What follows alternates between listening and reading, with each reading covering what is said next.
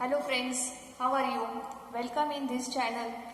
आज आपण superposition of waves ह्या चॅप्टरचा पार्ट नंबर 8 बघणार आहोत. आजच्या व्हिडिओमध्ये आपण प्रॉपर्टीज ऑफ स्टेशनरी वेव्स हा टॉपिक आपण डिस्कस करणार आहोत. But before that let us revise what we have learn in last video. Students, in a last video we have discussed about the stationary waves, then conditions for nodes and conditions for antinodes. Now stationary wave means when the two identical waves traveling along the same path but opposite in a direction, they get interfere with each other and produces a resultant wave which is in form of loops. So this resultant wave is called as the stationary wave. त्याच्यानंतर आपण mathematical expression देखील बघितलेलं आहे. For this mathematical expressions we have considered the two identical waves y1 and y2. y1 is equals to a sine of 2 pi in bracket nt minus x upon lambda, which is traveling along the positive direction of x-axis. Okay.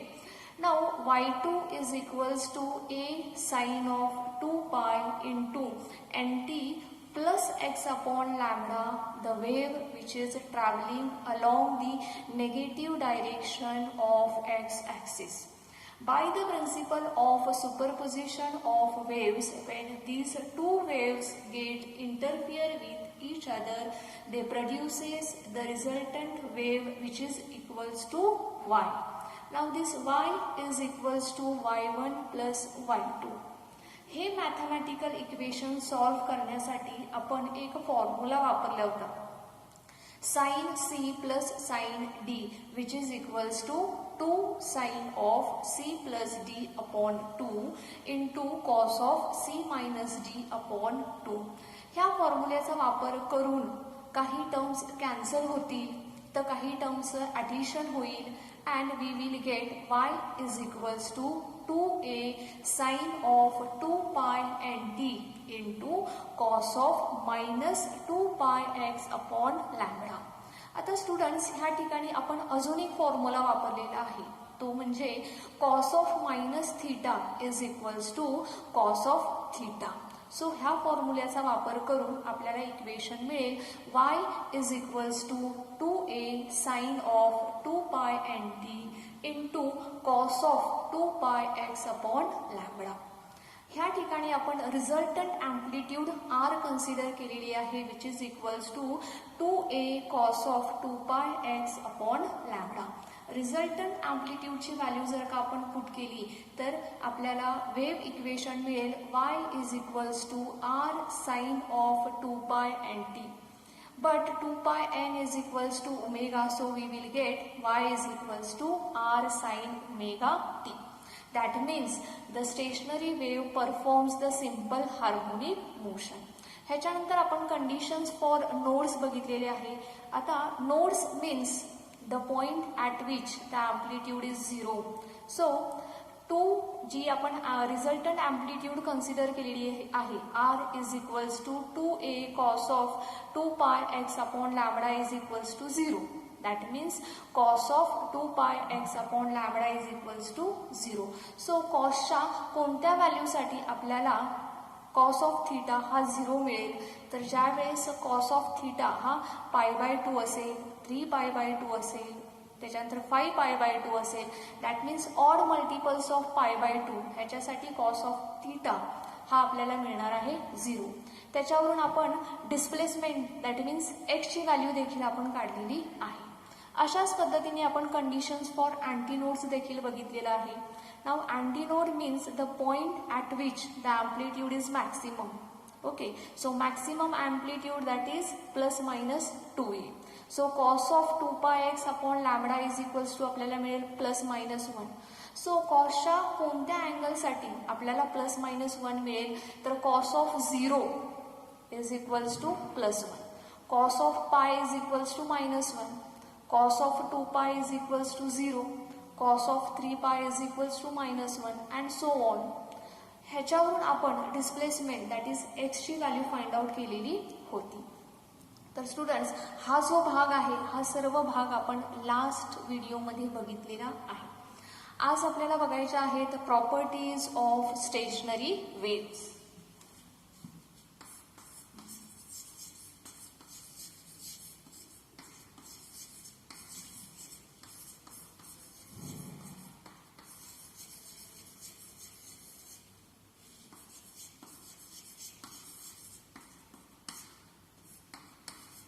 Properties of stationary waves. आपल्याला माहित आहे stationery waves means when the two identical waves, ज्यावेळेस दोन identical waves when travel along the same path but in a opposite direction. Okay, दोन identical waves आहेत. That means both the waves are having same amplitude, same period and same frequency. When these waves interfere with each other, they produces the resultant wave which is in form of loops. So this wave is called as the stationary wave. So he definition आपण first property म्हणून लिहू शकतो. So तुमची first property म्हणजेच काय असणार आहे, तर डेफिनेशन ऑफ स्टेशनरी वेव्स असेल. Right, when two identical waves traveling in same path along the same path in a opposite direction interfere with each other produces the resultant wave which is in form of loops is called as the stationary waves. So ही झाली तुमची first property. Now let us see the second property. Now stationary wave आपण काढूया.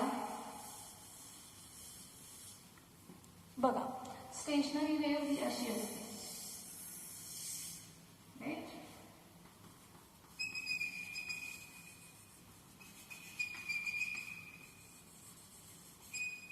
Right? So this point is node, this is antinode, this is node, this is antinode, node, antinode, node, antinode, node, antinode. Right? So बघा, हा point node.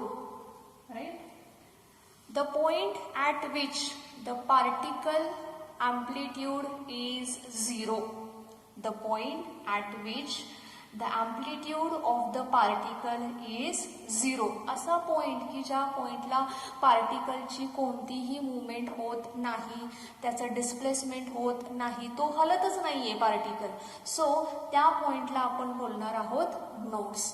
So तुमची second property म्हणजे असेल definition of node. Okay, the point at which the amplitude of the particle is 0 is called as the nodes. Right? अशाच पद्धतीने third properties बघ सांगू शकता तुम्ही अँटीनोड बद्दल. Right, antinode. So antinode means the point at which the particle vibrates with maximum amplitude. Right? Antinode हा असा point आहे की ज्या पॉइंटला पार्टिकलची अँप्लिट्यूड ही मॅक्सिमम असते. So the point at which the particle vibrates with the maximum amplitude. So that point is called as the antinode. So तुम्ही third properties मध्ये लिहू शकता अँटीनोडची डेफिनेशन. राईट, आता जर का तुम्ही ही वेव्ह ऑब्झर्व केली तर तुमच्या लक्षात येईल. बघा, एक नोड आहे, त्याच्यानंतर अँटीनोड, नोड, त्याच्यानंतर अँटीनोड, पुन्हा node, antinode, node, antinode, node, antinode. That means node and antinodes are formed alternately. Right? Nodes and antinodes nodes and antinodes are formed alternately.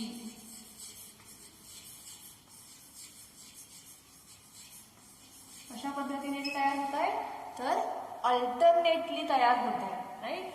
एक नोड त्याच्यानंतर एक अँटीनोड, परत एक नोड परत एक अँटीनोड, अशा पद्धतीने अल्टरनेटली नोड अँड अँटीनोड्स हे तयार होत आहे. Okay.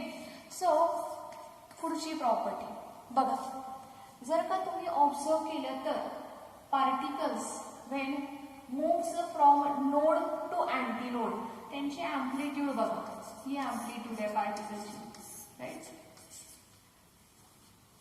Node to antinode amplitude goes on increasing. तर इकडे बघा, अँटीनोड पासून नोड पर्यंत जर का गेलो तर amplitude goes on decreasing. So node to antinode amplitude is increasing and antinode to node amplitude is decreasing. ठीक आहे. अगदी तुम्ही डायग्राम वरून ह्या गोष्टी लिहू शकता. So node to antinode amplitude, node पासून अँटीनोड पर्यंत अँप्लिट्यूड इन्क्रीज होत आहे. So amplitude is increasing, right. त्याच्यानंतर अँटीनोड टू नोड बघा, antinode to node amplitude is decreasing, amplitude ही हळूहळू कमी होत आहे. So amplitude is decreasing. बघा, node to antinode amplitude is increasing, तर antinode to node amplitude is decreasing. Okay. So next property आपण बघूयात, प्रॉपर्टी नंबर 6. मी इथंच लिहिते, प्रॉपर्टी नंबर 6. जर का तुम्ही ही वेव्ह जर का ऑब्झर्व केली तर बघा, all the particles vibrating with the same period and same frequency but having different amplitude except these nodes, right. हे जर का nodes जर का आपण सोडले तर the points which are at the nodes, the particles which are at the nodes, ह्या पार्टिकलला जर का आपण सोडलं तर the remaining particles, right, the remaining particles vibrate with the same period, same frequency but different amplitude, right. हा जो particle आहे त्याची अँप्लिट्यूड एवढी आहे, दुसऱ्या पार्टिकलची अँप्लिट्यूड पहिल्यापेक्षा वेगळी असणार आहे, तिसऱ्या पार्टिकलची अँप्लिट्यूड ही दुसऱ्यापेक्षा वेगळी असणार आहे, चौथ्या पार्टिकलची अँप्लिट्यूड ही तिसऱ्यापेक्षा वेगळी असणार आहे. So each particle is having different amplitude but all the particles are having the same period and frequency except the particles which are at the nodes, right. So except nodes, except the particles which are at the nodes. मी हे short मध्ये लिहिते कारण की माझ्याजवळ जास्त जागा नाही, त्यामुळे तुम्ही मात्र व्यवस्थित लिहायचं आहे. Except the points which are at the nodes, all particles vibrate with the same period and frequency but different amplitude,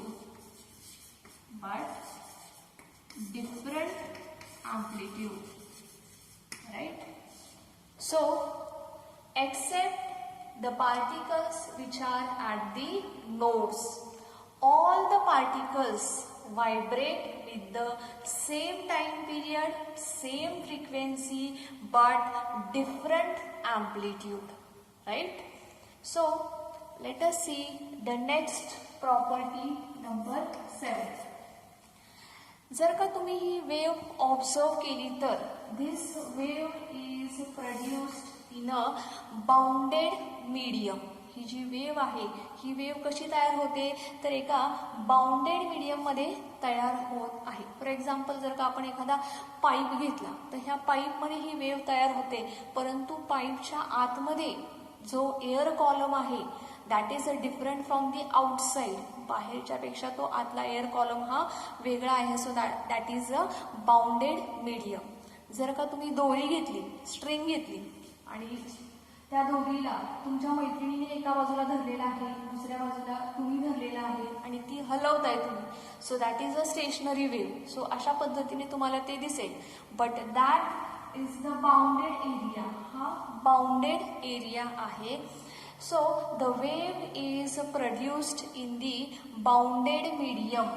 Wave is produced in a bounded medium. कशी तयार होते ती तर bounded medium मध्ये तयार होत आहे.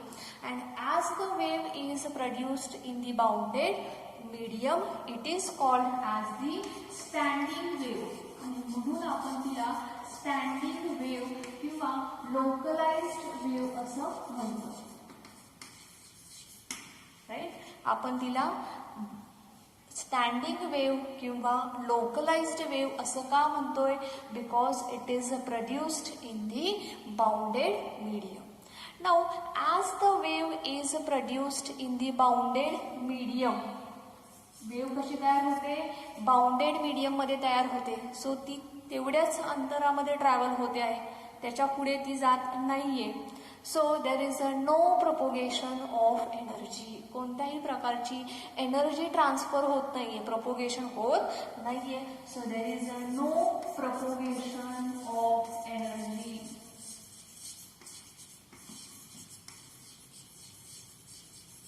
देर is no propagation of energy. Right, कोणत्याही प्रकारे एनर्जीचं प्रोपोगेशन होत नाही. Now let us see the next property. इथे लिहिते बघा मी खाली, प्रॉपर्टी नंबर 9. हे आपण लास्ट व्हिडिओमध्ये देखील बघितलेलं आहे. ठीक आहे, नोड आणि नोड ह्याच्यामधलं distance. The distance between the two consecutive nodes is lambda by 2. Right? The distance between the two consecutive nodes. दोन सलगचे nodes त्यांच्यामधलं डिस्टन्स आहे लॅम्बडा बाय 2. त्याचप्रमाणे दोन सलगचे अँटीनोड्स बघा, अँटीनोड राईट, दोन सलगचे अँटीनोड ह्यांच्यामधलं देखील डिस्टन्स किती आहे तर लॅम्बडा बाय 2 एवढं आहे. So the distance between the two consecutive nodes or the distance between the two consecutive antinodes is lambda by 2. Right? अशाच पद्धतीने आपण अजून एक प्रॉपर्टी लिहू शकतो, ती म्हणजे the distance between node and antinode. Node and antinode किंवा the distance between antinode and node किंवा अँटीनोड आणि नोड मधलं जे डिस्टन्स आहे हे डिस्टन्स किती आहे तर ते डिस्टन्स आहे लॅम्बडा बाय 4. हा भाग देखील आपण लास्ट व्हिडिओमध्ये बघितलेला आहे. Right, so this is the property number 10. आता प्रॉपर्टी नंबर 11 बघूया. आपण जसं आत्ताच एक उदाहरण बघितलं होतं स्ट्रिंगचं. राईट, तुम्ही एका टोकाला स्ट्रिंग धरलेली आहे, दुसऱ्या टोकाला तुमच्या मैत्रिणीने स्ट्रिंग धरलेली आहे आणि तुम्ही अशा पद्धतीने तिला जर्क देताय. सो तुम्हाला अशा पद्धतीने स्टेशनरी वेव्ह दिसणार आहे. स्टेशनरी वेव्ह म्हणजे तुम्हाला असे लूप्स दिसतील बघा. This is first loop, this is second loop, this is third loop, this is fourth loop and so on. आणि अशा पद्धतीने तुम्हाला ह्याच्या पुढे लूप्स देखील मिळतील. So if you observe this loops, हे लूप्स इमॅजिनरी आहेत. प्रत्यक्षात खरोखर असे लूप्स तयार होत नाहीत. This is an imaginary. हे एक इमॅजिनरी आहे. जर का आपण स्ट्रिंग कन्सिडर केलं तर स्ट्रिंगची इथं असा एक लूप, दुसरा लूप, तिसरा लूप, चौथा लूप हा इमॅजिनरी आहे. प्रत्यक्षात तिथं काही लूप तयार होत नाही. It is an imaginary. आता हे काय इमॅजिनरी आहे, का आपल्याला दिसतंय? Because the particles are vibrating. हे पार्टिकल्स व्हायब्रेट होत आहेत आणि ह्यांचा व्हायब्रेशनचा स्पीड एवढा जास्त आहे की आपल्या डोळ्यांना इथे लूप फॉर्म झालेलं दिसतंय, एक लूप तयार झालेलं दिसतं. प्रत्यक्षात पार्टिकल इथे आहेत बघा, हा पार्टिकल आहे, पार्टिकल आहे, राईट. हे पार्टिकल्स आहेत, इथे खाली पार्टिकल्स नाहीत, हे पार्टिकल्स इथं आहेत, ते इतक्या फास्टली व्हायब्रेट होत आहेत की आपल्याला इथे एक लूप फॉर्म झालेला आहे असं दिसतं. हा पार्टिकल इट्स नॉट व्हायब्रेटिंग, ठीक आहे, तो आहे तसाच आहे. आता इथे पार्टिकल्स बघा, ठीक आहे, ही त्यांची एक्स्ट्रीम लोअर पोझिशन आहे, राईट. हे पार्टिकल्स असे व्हायब्रेट होणार आहेत वरच्या बाजूने. व्हायब्रेशनचा स्पीड एवढा जास्त आहे की आपल्याला ते लूप सारखे दिसत आहे. त्याच्यानंतर इथे बघा, हे पार्टिकल्स आहेत, this is the extreme upper position, ठीक आहे. हे पार्टिकल्स खाली येत आहेत, this is lower extreme positions, right. This is lower extreme position. जर का आपण एक लूप कन्सिडर केली तर एका लूपमध्ये जर का आपण एक लूप कन्सिडर केली तर ह्या लूपमध्ये बघा, all particles are the upper extreme position, ठीक आहे. म्हणजे ह्या पार्टिकलची ही मॅक्सिमम अँप्लिट्यूड आहे, ह्या पार्टिकलची ही मॅक्सिमम अँप्लिट्यूड आहे, ह्या पार्टिकलची ही मॅक्सिमम अँप्लिट्यूड आहे. So all the particles are at the extreme upper position. So all the particles are in a phase. So all particles in a loop are in phase. जी short मध्ये लिहिते बघा इथे, all particles in a loop, in a phase. एका loop मधले सर्व particles हे एकाच फेज मध्ये असतात. Now the particles which are in the adjacent loop, बघा काय सांगते मी, the particles which are in the adjacent loop. ह्या ऍडजसेंट लूप मधले particles they are also vibrating, परंतु ते पार्टिकल्स कसे आहेत, at the lower extreme position, right. म्हणजे जर का फेजचा आपण विचार केला तर ह्या this is upper extreme position, this is a lower extreme position. सो ह्यांच्यामधला फेज डिफरन्स झालेला आहे pi radian, right. So these particles vibrate, adjacent loop मधले particles vibrate if out of phase, right. So all particles in an adjacent loop vibrate out of phase. So ह्या बाजूच्या loop मधले जे सर्व particles आहेत त्यांची फेज कशी आहे, तर ह्याच्या एक्झॅक्टली अपोजिट आहे. So these particles vibrate out of phase, right. So this is the 11th point. Now point number 12. The stationary wave is periodic in a time and it is periodic in a space. It is periodic in time and periodic in space, right. माझ्याजवळ जागा कमी आहे इथे लिहायला. Stationary wave is periodic in a time and periodic in a space. That means the stationary wave is a doubly periodic in nature. Okay. पहा ह्याचा आपण अर्थ समजून घेऊया. Stationary wave is a periodic in a time. That means the wave repeats itself after equal interval of time. Right? बघा तुम्ही जर का ऑब्झर्व केला तर एका ठराविक वेळेनंतर हा जो पॅटर्न आहे हा बघा सेम पॅटर्न, हा जो सेम फॉर्म आहे तो इथे पुन्हा रिपीट होतोय बघा, राईट. हा जो सेम पॅटर्न आहे that gets repeat. Okay. So same form of wave gets repeated after equal interval of time. एका ठराविक वेळेनंतर ह्या वेव्हचा फॉर्म जो आहे तो पुन्हा रिपीट होणार आहे. That's why it is called as a periodic in time. नाव ह्याच्यावरती डिस्कस करूया. Periodic in space. Periodic in space that means the wave repeats its form after equal distance. एका ठराविक डिस्टन्स नंतर ही वेव्ह पुन्हा रिपीट होत असते. बघा, एक लूप, दुसरं लूप, तिसरं लूप, चौथं लूप. सो एका ठराविक वेळेनंतर जो वेव्हचा फॉर्म आहे that form gets repeated after equal interval of distance. ठीक आहे. So stationary wave gets repeated after equal interval of time and equal interval of distance. एका ठराविक इक्वल डिस्टन्स नंतर आणि एका ठराविक इक्वल टाइम नंतर वेव्ह पुन्हा रिपीट होत आहे. Okay, that's why it is called as a doubly periodic in nature. Right. ह्याच्यामध्ये अजून एक प्रॉपर्टी तुम्ही लिहू शकता. Property number 13. काय लिहू शकता तुम्ही? बघा, हा दोरीचं एक्झाम्पल आपण सांगितलं होतं. ही जी दोरी आहे ही अशी दोरी आहे बघा. राईट. ओके, हे पार्टिकल्स आहेत. राईट.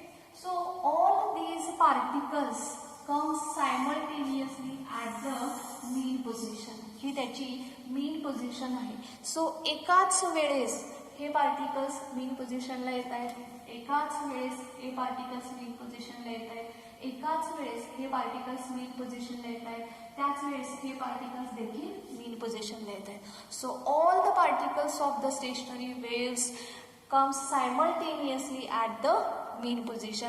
हाही पॉईंट तुम्ही त्याच्यामध्ये प्रॉपर्टीजमध्ये ॲड करू शकता. So these are the properties of the stationary waves. ह्या सर्व प्रॉपर्टीज तुम्ही एकदा लिहून बघायच्या आहेत, जेणेकरून तुम्हाला त्या अजून चांगल्या व्यवस्थित समजतील आणि एक्झाममध्ये त्या तुम्हाला व्यवस्थितपणे लिहिता येतील.